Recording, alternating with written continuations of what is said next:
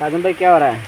बारिश बारिश हो रही है भाई। अस्सलाम वालेकुम, कैसे आप सब लोग? देखिए भाई, हम साइड पे हैं और देखिए बारिश ज़ोरों शोर से बारिश लगी हुई है यहाँ पर। हम यहाँ इस पेड़ के नीचे खड़े हैं। ये देखिए, ये हमारी स्कूटी वगैरह आपने कंप्लेन पे आए थे, इस घर में कंप्लेन थी। और देखिए बारिश है, हम कहाँ जाएँ यार, आप ही बताओ।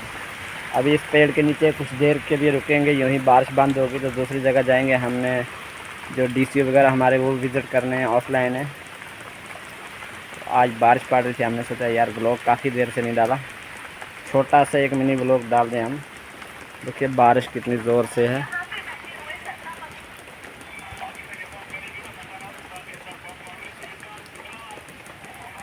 बहुत ज़ोर से बारिश है,